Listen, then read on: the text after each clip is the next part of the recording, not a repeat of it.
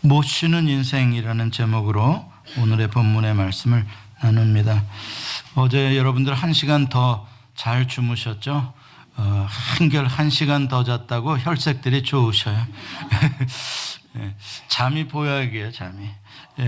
근데 저는 1시간 더 자려고 딱 생각해 놨는데, 글쎄 우리 강아지가 정해진 시간에 썸머타임 해지된지를 몰라가지고 다 깨워버리잖아요.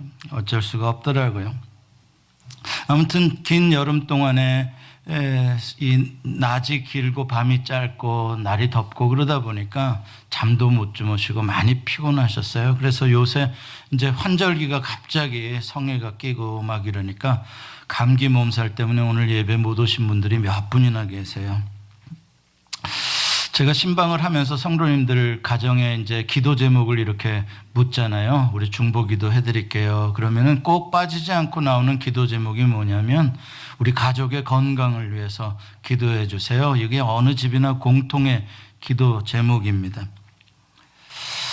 몸이 아프다는 사인을 우리에게 보내죠. 피곤하다, 머리가 아프다, 으슬으슬하다, 사인이 옵니다. 그건 뭡니까? 쉬라는 거죠. 그런데도 쉬지 못하는, 그게 이제 우리 이민자의 삶이요, 현대인들의 삶입니다. 그게 문제예요. 그러면서 또 건강하게 해달라고 기도 제목은 내고 쉬지는 그래도 못하고, 이게 이제 우리들의 딱한 삶입니다. 하나님께서 주신 10가지의 10계명 중에 현대인들이 가장 좋아하는 계명은 몇 번째 계명일까요? 가장 지키기 쉬운 계명 뭘까요? 사람마다 좀 다를 수 있겠는데 쉬라는 계명이 제일 좋지 않겠습니까? 아무 일도 하지 말지라. 세상에 그런 계명이 있었나 모르는 사람들도 있는 것 같아요. 진짜로 그게 있어요. 4번째 계명에 보면은요, 아무 일도 하지 말지니라 써 있어요. 쉬어라 써 있어요. 얼마나 좋은 계명인지 몰라요. 제가 혹시 하나님이 10계명 중에 좀 고칠 거 건의사항 있으면 말해봐라 그러면 제가 얼른 손 들고 하나님한테 말할까? 하나님, 저 건의사항 있습니다. 뭐냐? 4계명을 좀 고쳐주세요. 어떻게 고쳐줄까?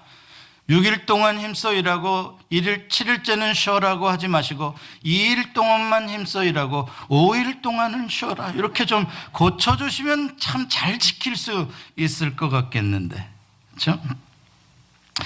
자, 그럼 퀴즈를 한번 더 내죠. 그럼 10계명 중에 제일 지키기 어려운 계명은 뭘까요? 간음하지 말라, 살인하지 말라, 도적질하지 말라, 내 부모를 공경하라. 지키기 어려운 계명일까요? 제일 지키기 어려운 계명도 4계명이에요. 쉬어라. 그걸 못 지켜요. 제일 좋은 계명인데도 못 지켜요. 이게 참 인간들의 딜레마고 넌센스가 아닐 수가 없어요.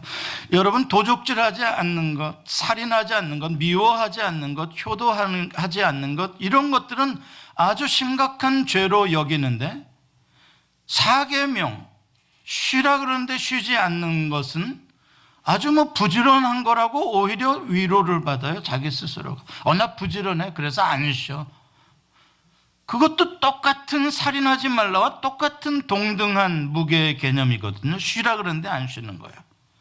근데 사람들은 쉬라 그러는 거를 안 쉬어도 그게 굉장히 잘하는 건 줄 아는 거죠. 이게 아주 넌센스입니다. 성경에 안식일을 가르쳐주는 말씀 중에 가장 오리지널, 제일 먼저 나오는 말씀은 창세기 2장 1절부터 3절에 나오는 말씀이에요. 같이 한번 읽어보죠. 시작. 천지와 만물이 다 이루어지니라. 하나님이 그가 하시던 일을 7째 날에 마치시니 그가 하시던 모든 일을 그치고 7째 날에 안식하시니라. 하나님이 그 7째 날을 복되게 하사 거룩하게 하셨으니 이는 하나님이 그 창조하시며 만드시던 모든 일을 마치시고 그날에 안식하셨습니다. 이 말씀이 창세기 2장 1절부터 3절에 있다 그러잖아요. 그럼 4절부터는 뭐가 나오냐? 창세기 2장에 하나님이 에덴 동산을 만드시는, 인간을 지으시는 이야기가 나와요. 특별히 아담과 하와를 지으시는 이야기가 나오고, 선악과를 따먹지 말라, 동산의 모든 나무의 실과는 네가 다 먹어도 된다.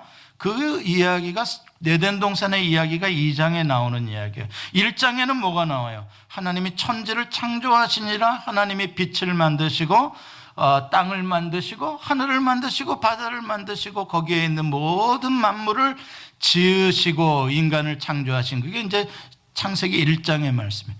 다시 말해서 2장 1절부터 3절까지 하나님의 안식에 대한 말씀이 나온다는 건, 창세기 1장의 창조의 내용을 창세기 2장에 나오는 에덴 동산에서의 아담과 하와의 삶의 어플리케이션, 적용을 해주는 연결고리로서 주시는 말씀이 바로 하나님이 안식하셨다 7일째, 그게 바로 중요한 힌트를 주고 있는 연결고리예요. 십계명 중에서도 안식일을 기억하여 거룩하게 지켜라, 그날에는 아무도 일하지 말라라고 한 말씀도 4계명이에요. 5계명부터는 인간을 향한 계명이 나옵니다. 1번부터 4계명은 하나님과의 관계의 개념이고요. 다시 말해서 안식일을 기억하여 거룩하게 지키며 그날 쉬어야 하는 이것은 하나님 아버지의 관계의 축복이 모든 인간 관계의 축복으로 연결되어지는 브릿지의 개념이 바로 이 안식일의 개념 속에 있다는 거예요. 그래서 이 안식일을 지킨다는 것은 하나님의 축복의, 창조주의 축복의 통로의 파이프에 해당하는 개념이 안식일이에요. 그게 잘 연결이 되어져 있으면 인간관계의 모든 삶이 에덴 동산의 풍성한 삶으로 적용되어진다라는 게 안식일의 개념이라는 것을 우리가 알아야 됩니다. 그런데 왜 아까 우리가 창세기 2장 1절부터 3절에 하나님께서 6일 동안 일하시고 7일째는 거룩하게 하시고 쉬셨다, 이게 무슨 뜻일까? 왜냐하면 하나님은 피곤하지 않는 분이시거든요. 하나님은 피곤하지 않으셔요. 하나님은 육체를 가지신 분이 아니시잖아요. 하나님은 전능자시잖아요. 하나님에게서 에너지가 고갈될 수가 있겠습니까? 아닙니다. 하나님은 365일 24시간 영원부터 영원까지 일하시고 계시지만 지치지 않는 분이셔요. 그런데 왜 하나님이 쉬셔야 했을까? 왜 쉬신다고 이렇게 말씀하고 계실까? 이것의 뜻은 하나님이 주인이시다는 뜻이에요. 하나님이 주인이시기 때문에 하나님이 원하시는 모양대로, 하나님의 생각대로, 디자인대로 물질도 만드시고 공간도 창조하셔요. 하나님이 주인이시기 때문에. 뿐만 아니라 하나님이 무엇의 주인이라는 것을 선포하고 싶으시냐면 물질과 공간만이 아니라 시간의 주인이시다라는 것을 선포하는 것이 7일째 쉬셨다는 거예요. 쉬고 싶을 때 쉴 수 있는 게 누구냐? 주인이에요. 쉬고 싶어도 못 쉬는 것은 무엇이냐? 노예거든요. 피조물이거든요. 주인은 모든 만물을 소유할 뿐만 아니라 주인은 시간도 소유하고 있기 때문에 내가 일하고 싶으면 일하고 쉬고 싶으면 쉴 수 있는 분, 그 결정을 그 무엇에 의존하지 아니하고 스스로 하실 수 있는 분, 그 시간의 주인이 하나님이시다는 것을 선포하기 위해서 하나님이 쉬셨다라고 말하는 것이죠. 뿐만 아니라 이것은 창조의 원리로서 인간들에게 가르쳐 주시기 위한 것이에요. 특별히 인간은 흙으로 육체로 지음을 받은 연약성이 있거든요. 제한성이 있어요. 그래서 하나님께서는 밤을 먼저 오게 하시고 밤이 오고 밤이 지나 아침이 이르며 하루가 된다라고 이야기를 해요. 밤부터 하루가 시작이 되는 거예요. 인간은 쉼으로부터 다음 일을 하는 존재로 지음을 받은 거죠. 인간의 이게 창조의 원리예요. 쉬고 일하라. 일하고 쉬고가 아니라 쉬고 일하라. 또 힘들면 쉬고 일하라. 이게 하나님의 창조의 원리로 우리에게 주신 질서라는 것이죠. 인간은 창조주 하나님의 피조물입니다. 그렇기 때문에 우리가 주인이 아니에요. 그래서 주인 대신 하나님께서 주시는 것만 우리는 누릴 수가 있는 거예요. 주시는 시간 동안만 우리는 살 수가 있는 거죠. 내가 주인이라고 생각하면 착각입니다. 그게 하나님께서 에덴 동산에서 아담과 하와를 살게 해주신 것이죠. 그래서 에덴 동산은 일종의 아주 모델 하우스예요. 모델 홈이에요. 가장 하나님이 디자인하신 아름다운 패밀리의 라이프 스타일이 에덴 동산에 있는 거예요. 하나님이 그렇게 우리 인간을 복주시고 싶으셨던 거죠. 에덴 동산의 그 풍성한 물질, 아름다운 강과 숲과 그 신선한 공기와 그 아름다운 공간, 하나님과 함께 쉬고 놀 수 있는 그 시간, 그 모든 것은 하나님이 거저 주신, 인간이 수고하고 얻어낸 것이 아니라 하나님이 거저 선물로 주신 은혜예요. 야고보서 1장 17절은 이렇게 말씀합니다. 같이 읽어보죠. 시작. 온갖 좋은 은사와 온전한 선물은 다 위로부터 빛들의 아버지께로부터 내려오나니 그는 변함도 없으시고 회전하는 그림자도 없으시니라. 아멘. 모든 은사, 가장 좋은 선물들 다 어디서부터 온다고요? 예, 빛들의 아버지로부터 온대요. Father God. 그분이 우리의 아버지시라는 거예요. 너무나 당연하죠. 왜? 우리를 누가 지었어요? 하나님이 지으셨으니 하나님이 나의 아버지시죠. 아담은 누구를 아버지라고 불러야 맞아요?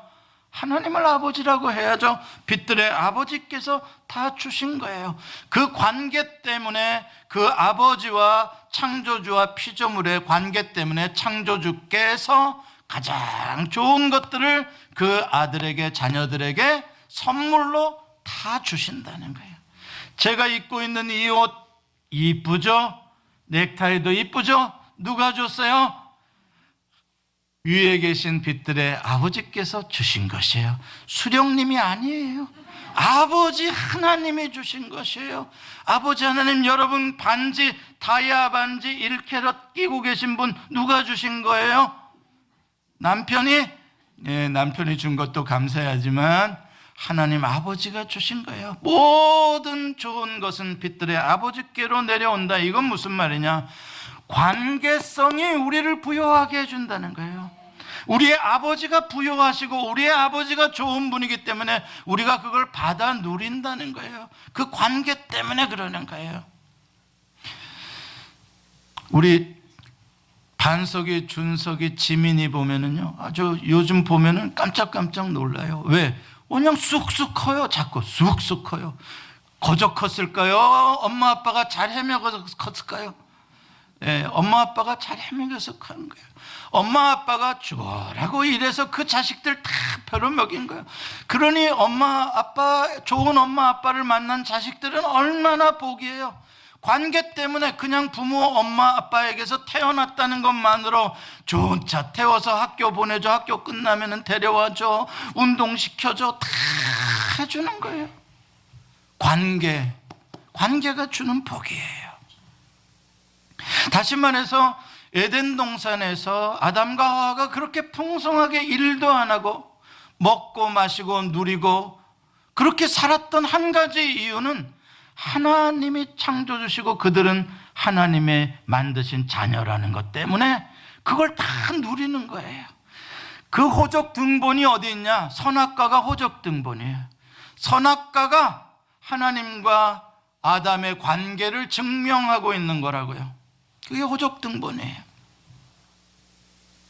그런데 여러분, 만약에 어린 아직 자식의 준석이가 아직 엄마 밑에서 한참 자라야 되는데, 그런데 간섭한다고, 내가 이제 사춘기인데 엄마가 또 이래라 저래라, 아빠가 이래라, 나 싫어, 이놈의 집구석 나가 나갈 거야, 나가가지고 법원에 가서 나는 이 부모가 나를 이렇게 하니까 나 혼자 호주가 되겠습니다. 한번 상상해 보는 거야.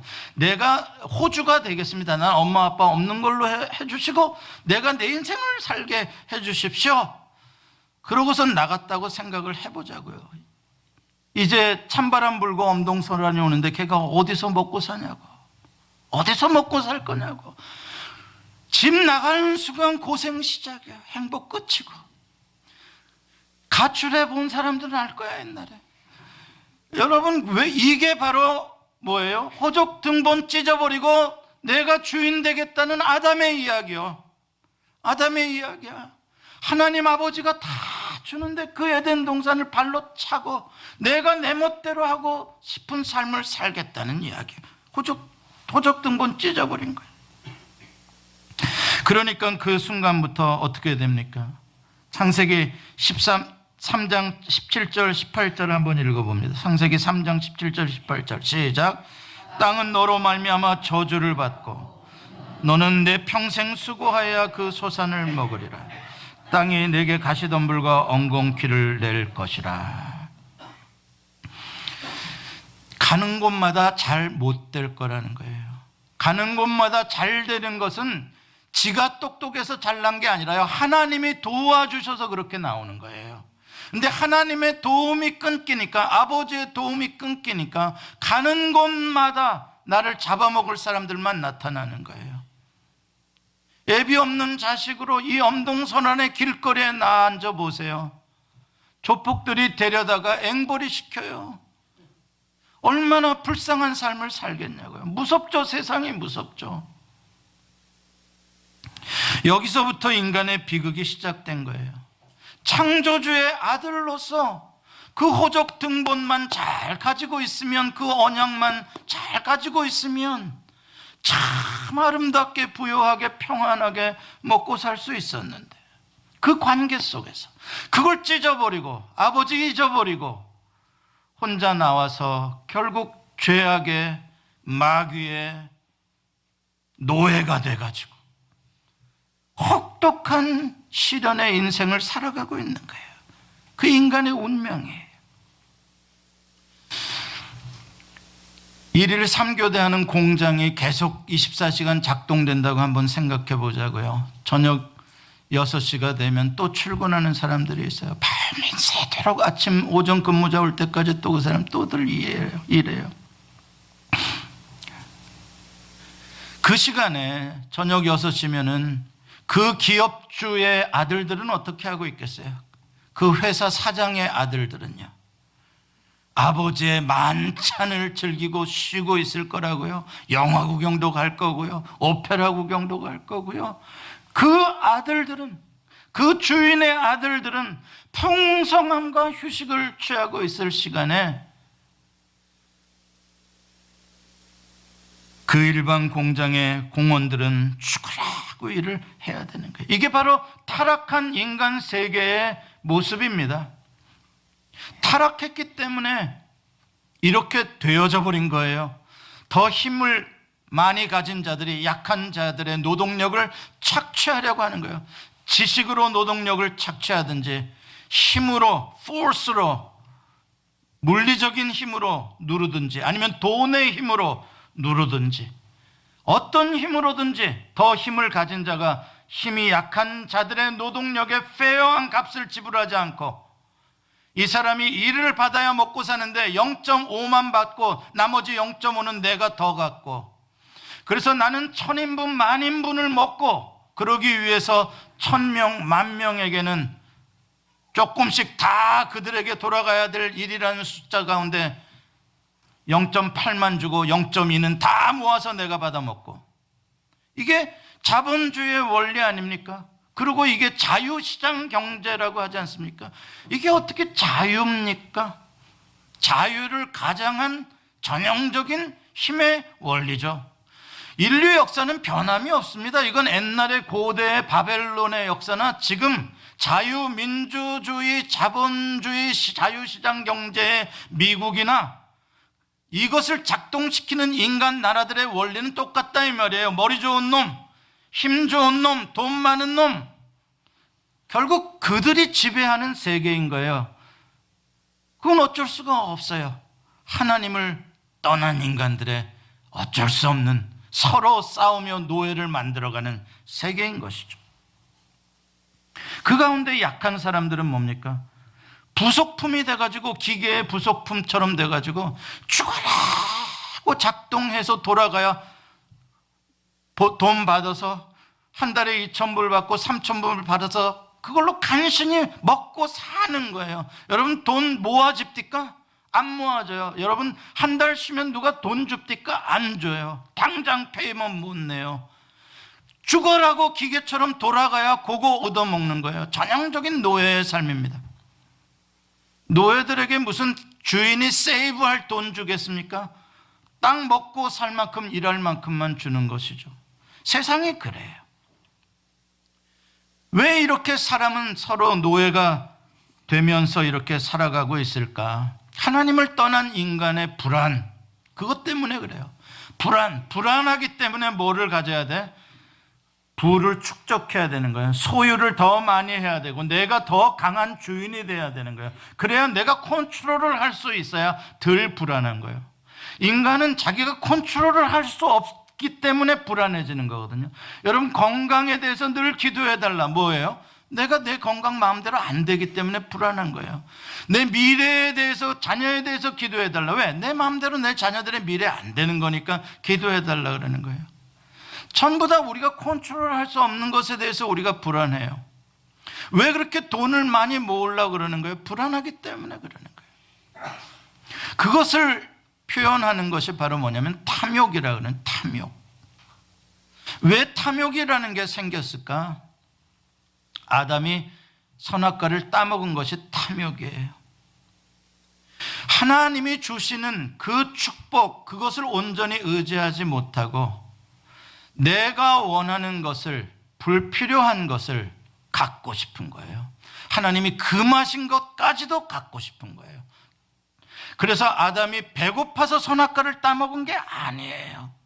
먹을 것이 없어서 선악과를 따먹은 게 아니에요. 선악과가 보니까 보암직도 하고 먹음직도 하고 지혜롭게 할 만큼 탐스럽더라. 그래서 안 먹어도 돼야 되는 것 따먹은 거예요. 지금 인간들도 마찬가지예요. 딱 먹고 살기에 필요한 것만 가지고 살아간다 그러면 우리 서로 노예하지 않아도 살 수 있어요. 그런데 먹고 사는데 필요한 것 그 이상을 소유하려는 탐심이 있다 보니까 누군가로부터 내가 더 많이 가져와야 되는 거예요. 제 것을 내가 더 많이 가져와서 쌓아놔야 안심이 되는 거예요. 이렇게 인간은 원래 관계로부터 오는 축복을 받아서 사는 존재로 지음을 받았는데 그 관계가 파이프라인이 끊어져 버리니까 이제 스스로 서바이브를 하기 위해서 자기의 인생의 존재 가치가 소유에 있는 줄 아는 거예요. 관계를 통한 자기의 존재 가치를 발견하는 것을 상실하고 나니까, 그러니까 많이 쌓아놓은 사람이 장땡이더라. 그 사람들이 세상에서 VIP로 인정받는 사람들이 다 지식도 있고 돈도 있고 힘이 있는 사람들이 very important person이더라. 쌓아놓자 권세가 됐든 명예가 됐든 지식이 됐든 그런 소유형의 인간들로 다 바뀌어져 버리는 것이죠. 그래서 더 나를 가치 있는 존재로 만들기 위해 죽으라고 일하고 그것으로 다른 사람을 지배하는 이런 악순환을 반복해가는 게 인류의 역사예요. 하나님께서는 그러한 인간들을 불쌍히 여기셔서 개입하시고 구원해 주시기를 원하시죠. 그럼 하나님이 구원하시는 하나님의 나라는 어떤 나라일지 충분히 우리가 상상해 볼 수가 있어요. 이런 인간 나라와 반대되는 나라를 하나님께서 만드시겠죠. 원래 오리지널 에덴 동산의 하나님의 질서가 회복되는 나라를 만들고자 하시겠죠. 그게 바로 아브라함을 하나님께서 불러서 하나님의 나라로 들어오게 하신 거죠. 창세기 12장에 나오는 이야기입니다. 어디서 불렀다 그럽니까? 갈대아 우르에서. 갈대아 우르는 어디입니까? 메소포타미아 인류의 문명의 발상지예요. 인류 문명의 발상지 하나님의 나라가 아닌 인간 나라를 대표하는 곳이에요. 갈대아 우르. 인간 나라를 대표하는 곳에서 부속품처럼 살아가던 아브라함을 하나님이 건져서 어느 나라로 옮기셔요? 하나님이 왕이신 하나님의 나라로 옮기시면서 약속해줘요. 이런 약속을 하십니다. 내가 너로 큰 민족을 이루고 네게 복을 주어 네 이름을 창대하게 하리니 너는 복이 될지라. 내가 너를 복 주겠다는 정도가 아니라 나중에는 뭐가 된다고요? 아브라함, 네가 복이다. 무슨 뜻이에요? 너는 심지어 너 자신이 복을 만들어내는 그러한 주체, 주인으로 살게 될 것이다. 이제 갈대아 우르 인간 나라의 노예로서의 너의 삶은 아니라 지금부터 너와 하나님 관계가 맺어지는 그 나라에 들어오는 순간 왕이신 하나님께서 너에게 물질도 네 명예도 창대하게, 너의 후손까지도 창대하게 내가 해주겠노라. 그 나라로 부른 거예요. 우리도 그 나라에 들어온 거예요. 하나님이 여러분의 인생을 책임지고 왕이 되셔서, 아버지가 되셔서 여러분을 부유하게, 자유롭게, 풍성하게 아멘 하면 잠을 깰 텐데, 사랑하시는 자에게 잠을 준다는 건 조금 이따 나올 거예요. 지금부터 자면 안 돼요. 무슨 말이에요? 하나님께서 불러내셔서 하나님과의 관계를 다시 회복함으로써 존재로서의 목적도, 존재 가치도 충만해지고 소유 가치도 하나님께서 높여주시겠다는 거예요. 두 가지 다 해주시겠다는 거예요. 먼저 그의 나라와 그의 의를 구하라. 그리하면 이 모든 것을 너희에게 더하시리라. 그거잖아요. 먼저 그의 나라와 그 하늘에 계신 우리 아버지요, 그 관계 추구하면, 하나님과의 관계가 통하면 인간과의 사랑의 관계가 열리고, 하나님과의 관계가 열리고 인간과의 관계가 열리면 물질의 관계가 열리는 거예요. 이것을 갖다가 줄여서 신통, 인통, 물통이라 그래요. 따라서 해보세요. 신통하면 인통하고, 인통하면 물통한다. 신통, 인통, 물통. 따라서 하셔 얼른. 신통, 인통, 물통. 통통통. 이 원리를 알아라 이 말이에요. 물질을 쫓아다닌다고 되는 게 아니라 오히려 물질의 노예가 돼버린다니까요. 시녀가 돼버린다고요. 이제 돈이 나를 부려먹어요. 그러나 하나님과 통하는 사람은 하나님이 모든 인간관계에 복을 주셔서 가는 데마다 복을 주셔서 다 통하게 하신다는 거예요. 그의 나라와 그의 의를 구하면 이 모든 것을 너희에게 더해 주신. 여러분, 이 하나님의 약속은요, 아브라함과 맺은 약속은요, 심지어 아브라함이 실수하고 하나님을 온전히 신뢰하지 못했을 때도 유효하더라고요. 하나님의 약속이 얼마나 강력하든지. 아브라함이 하나님을 믿지 못하고 다시 인간 왕국 속으로 기어 들어갔어요. 얻어먹을 거 있나? 애굽으로 내려간 이야기예요. 애굽으로 내려가자마자 아브라함이 제일 먼저 느낀 게 뭔지 압니까? 성경에서 뭐라고 쓰고 있어요? 두려워하더라. 아브라함이 두려워하더라. 그렇습니다. 인간 나라에 내려오는 순간 인간은 두려운 거예요. 삶이 불안한 거예요. 왜? 나보다 더 힘센 놈이 있거든요. 애굽에 바로 왕이 있거든요. 바로 왕이 아브라함의 아내 사라를 데려갔어요. 이거는 존재 가치가 사라졌다는 거예요. 아브라함의 존재 가치가 이미 죽은 거나 다름없는 거예요. 노예니까요. 왕이 달라 그러면 내놔야 되는 거예요. 아내도 달라 그러면 내놔야 되는 거예요. 노예된 거예요. 불안한 거예요. 그런데 그걸 다시 회복시켜 주시는 분은 누구예요? 여호와 하나님이에요. 바로를 꾸중해 가면서 다시 그 아내를 아브라함에게 돌려주게 하시고, 그래서 애굽에서 나오는데 빈손으로 나오지 않게 하시고, 하나님께서 양과 소와 암나귀와 순나귀와 낙타와 큰 떼를 이루어서 애굽에서 나오게 하셨어요. 하나님 약속 지키셔요, 안 지키셔요? 지키셔요. 왜 자꾸 인간 왕국 속으로 기어 들어가냐고요? 가봐야 무섭고 두려울 것밖에 없는 곳으로요. 오늘 그거 썸머 타임인 줄 모르는 사람들이 있네. 예배 시간인 끝난 줄 알고 자꾸 전화를 하네. 그죠? 지금 12시 넘은 줄 알고 전화를.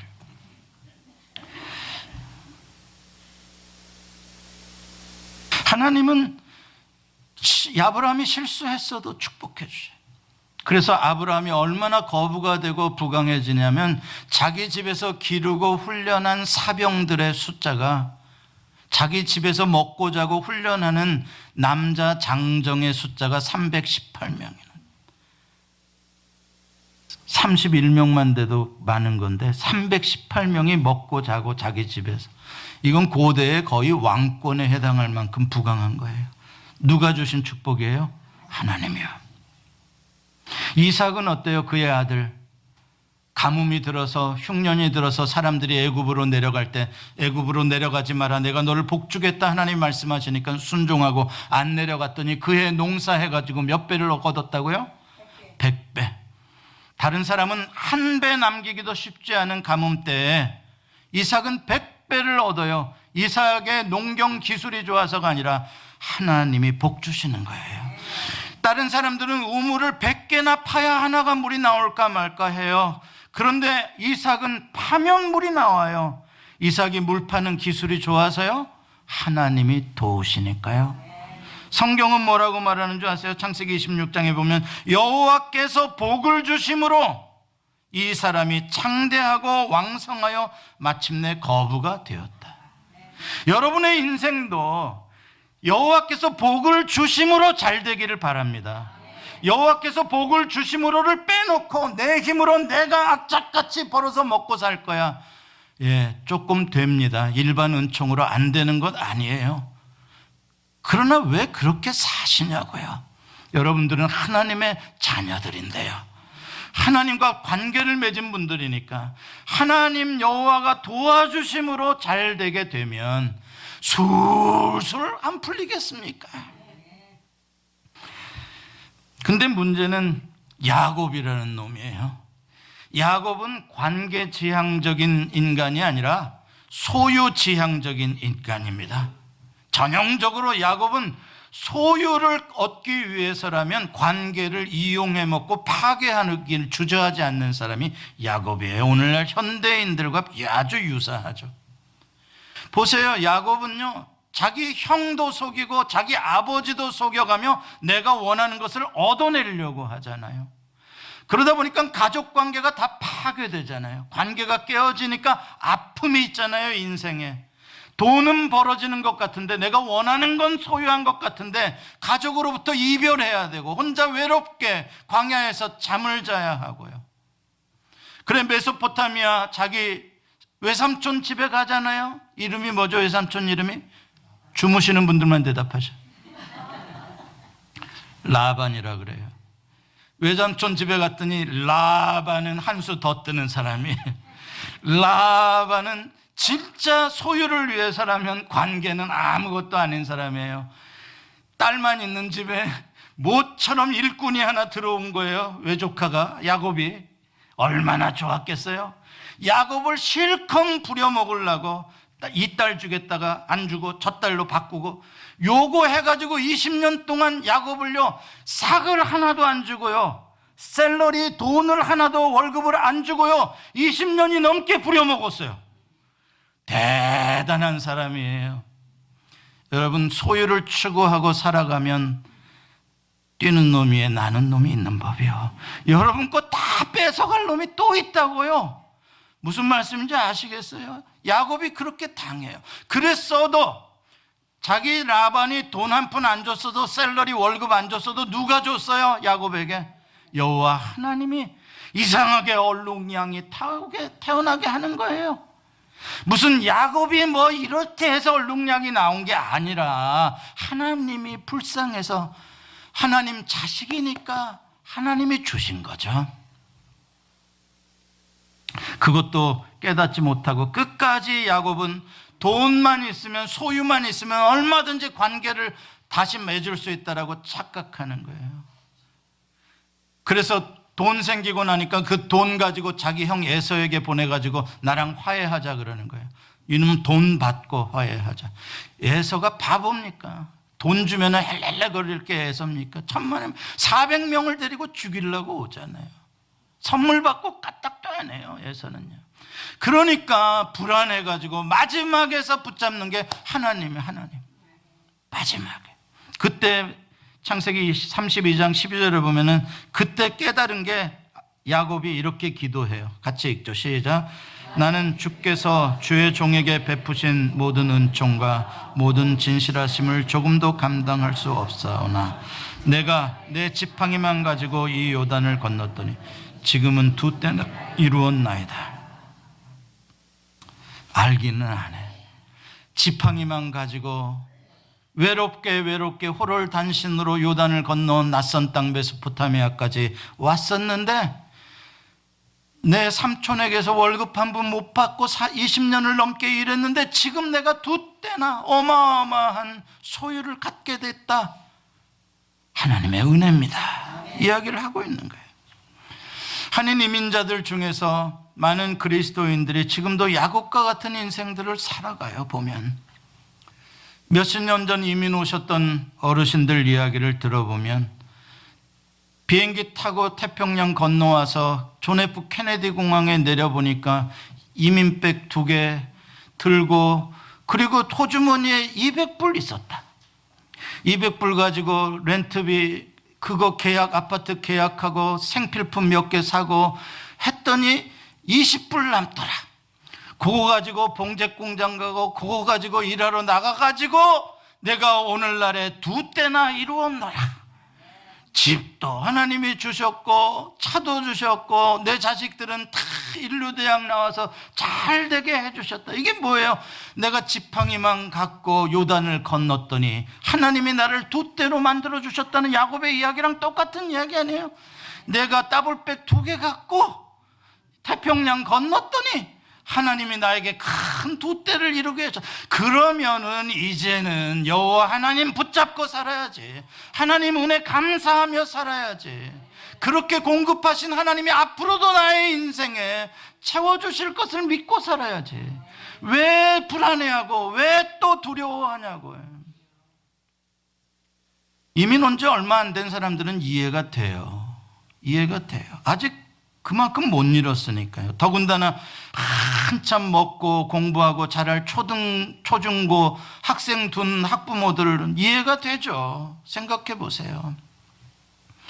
돈을 벌어야 애들 먹여 살리고 공부시킬 거 아닙니까? 그럼 돈을 죽으라고 모아야 되고요. 또 뭐예요? 뭔가 그래도 위급한 상황이 나오면 목돈 쓸 일들이 얼마나 많아요. 몸이 아파도 그렇고 갑자기 한국에 뭐 무슨 일이 있어서 나가야 봐야 된다 그래도 목돈 들어갈 일들이 있으니까 그래도 모아야 되잖아요. 그래야 그나마 안심이 되는 거예요. 그러다 보니까 그 안심 좀 해보려고 쉬고 싶은데도 못 쉬고 죽으라고 일을 하다가 건강을 다 잃어버려요. 이민자들 한 나이 60대 보세요. 이빨이 성한 사람이 거의 없어요. 10명 중에 1명이나 이빨 성한 사람이 있을까? 잇몸들이 다 주저앉아서 임플란트 해야 되는데 어떤 사람은 BMW 한 대 들어가고 어떤 사람은 벤츠 한 대 들어가고 임플란트 하는데 몇만 불이 들어가는 거예요. 몇만 불을 모으려면 몇 년을 모았겠냐고요. 한 방에 이빨 없어서 글로 들어가요. 은퇴해서 내가 모아놓은 돈이 20만 불이었다. 나머지 20만 불 돈이 그게 있을 줄 알아요? 미국은 돈 있으면 의료비를 내라 그래요. 결국 건강 회복하느라고 벌어놨던 걸 다 쓰는 거예요. 이런 넌센스가 어딨냐고요. 예, 인간은 내가 얼마나 많이 소유하고 있느냐에 따라서 불안하기도 하고 또 안심하기도 하죠. 남자들의 자신감이 완성되는 곳은 어딘 줄 아세요? 식스팩의 근육 두께가 아니라 지갑 두께랍니다. 남성들 정신 차리세요. 지갑 두껍게 하는 게 제일이지 가서 식스팩 만드는 게 중요한 게 아니에요. 돈 버세요. 남성 대접받으려면요. 예, 어느 정도는 사실이지만 그러나 그건 진리는 아니에요. 옳은 거는 아니에요. 우리가 이렇게 불안한 건 많이 쌓아놓지 못했기 때문에 불안한 게 아니라 원래 우리를 공급해 주시는 아버지를 잃어버렸기 때문에 불안한 거예요. 고아들의 불안감이에요. 있어도 불안해요. 먹어도 배고파요. 관계를 상실한 인간의 불행이에요. 존재론적 불행인 겁니다. 이건 소유론적인 불행이 아니라요. 소유론적 불안이 아니라 존재론적 불안이에요. 인간은요. 그걸 알아야죠. 이민자기 때문에 원래 불안한 거야, 경기가 나쁘기 때문에 불안한 거야가 아닙니다. 아버지를 온전히 믿지 못하기 때문에 불안한 거예요.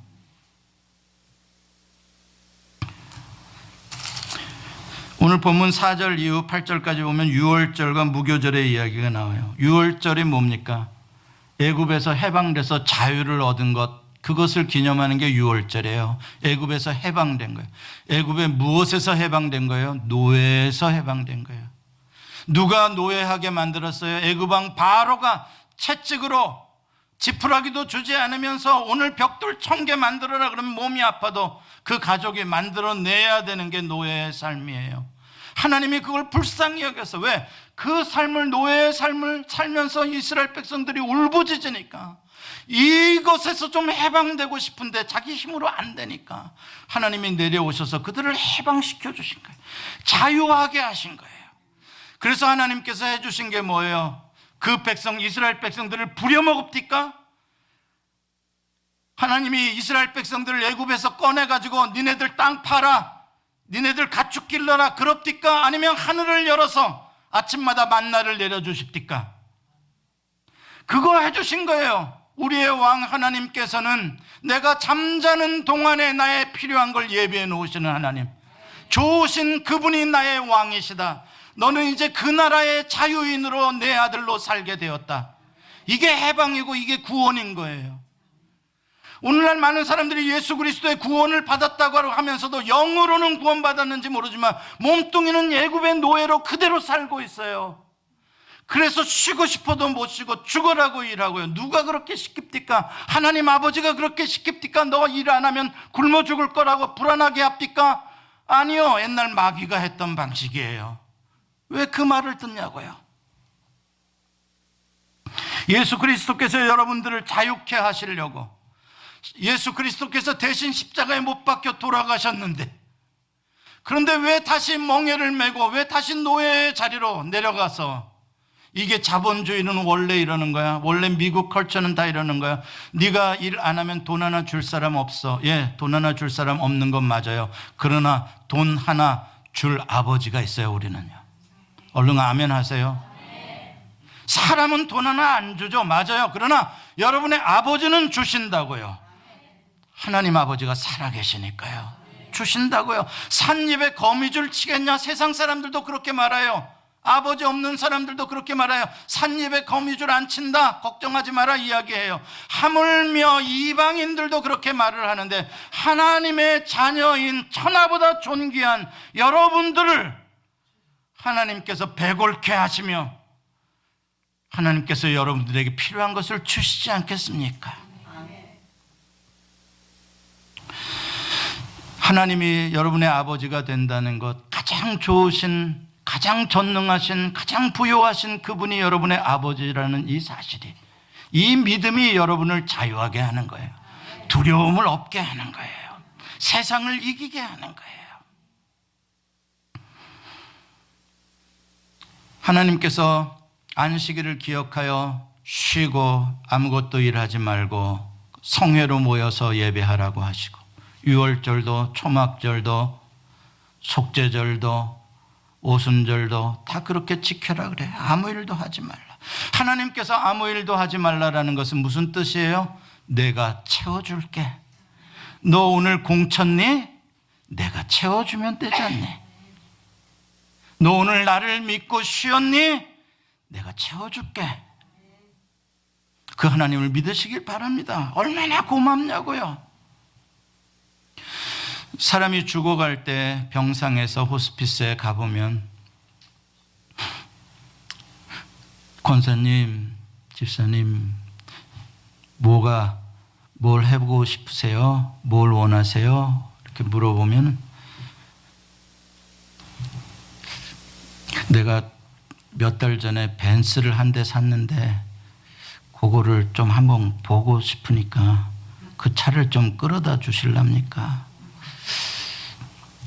내가 돈 모아가지고 이번에 진짜 100만 불짜리 집을 하나 샀는데 나 그 집 죽기 전에 한 번만 더 봐고 죽었으면 원이 없겠네. 내 집에 보석함이 있는데 거기에 내 평생 모아둔 진귀한 보석이 다 있는데 나 그거 갖다가 한 번만 열어보고 죽었으면 좋겠네. 이렇게 말한 사람이 한 명도 없더라고요.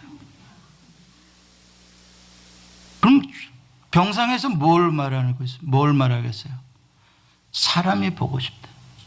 한국에 있는 내 조카, 참 그래 내가 키우다시피 한 조카인데 한 번만 봤으면 좋겠다. 내 아들 못 본 지가 벌써 한참 됐는데 봤으면 좋겠다. 내 며느리 나랑 의상하고 우리 집에 오지도 않고 힘들었는데 내가 너무 한 것 같다. 그 며느리 내 죽기 전에 한번 보고 좀 풀고 갔으면 좋겠다. 내 어머니 아버지 용서 못하고 내가 원망하고 지금까지 살았는데 내 엄마 한번 용서한다고 하고 내가 불효했다고 한마디만 해고 갔으면 좋겠다. 무슨 말이에요? 왜 마지막 병상에 누워서 관계가 좋다는 걸 그때서 깨닫냐고요. 왜 이 삶 속에서 이렇게 좋은 관계를 하나님이 선물로 주셨는데 왜 이것은 감사할지 몰라고 죽일련 살릴련 싸움만 하다가 왜 소유조차서 이 사람 관계 깨뜨리고 저 사람 관계 깨뜨리고 살다가 마지막에 가서 후회하냐고요. 시편 127편 1절과 2절 말씀 같이 한번 읽어봅니다. 시작. 여호와께서 세우는 자의 수고가 여호와께서 성을 지키지 아니하시고 파수꾼에 깨어 있음이 헛되도다. 너희가 일찍이 자고 늦게 누우며 수고의 떡을 먹음이 헛되도다. 그러므로 여호와께서 그 사랑하시는 자에게는 잠을 주시는도다. 이건 잠꾸러기에게 주신 말씀인가요? 아니죠. 하나님께서 쉬라 그랬다 이런 설교를 제일 잘 빨리 적용하는 사람이 누군 줄 아십니까? 게으른 사람들입니다. 쉬게 해주니까 얼마나 좋아요. 여보 일하러 가야지. 지난 주일 목사님 설교 안 들어봤냐? 아프면 쉬라단냐? 게으른 사람들. 그러면은 먼지나게 패주세요. 이놈의 남편 일어나서 일하러 가라니까.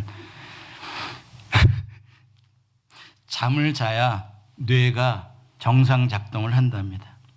잠자는 동안에 뇌 척수액이 뇌를 와쉬해 준대요. 뇌에 있는 모든 노폐물들을 씻어내서 뇌가 클리어하게 잘 돌아가도록 잠자는 동안 뇌 척수액이 돌아다니면서 뇌를 씻어준대요. 그래서 잠을 못 자면 뇌가 덜 씻긴 상태로 깨어나서 또 작동을 하면서 또 노폐물이 쌓이게 돼가지고 치매도 오게 되고 깜빡깜빡하는 일들도 있게 되고 정신질환이 있게 되고 불안감이 많아지게 되고 뇌 호르몬의 이상 밸런스로 인해서 몸에 병이 오기 시작하는 모든 것이 잠 부족, 수면 부족에서 오는 현대인들의 병이라는 거예요.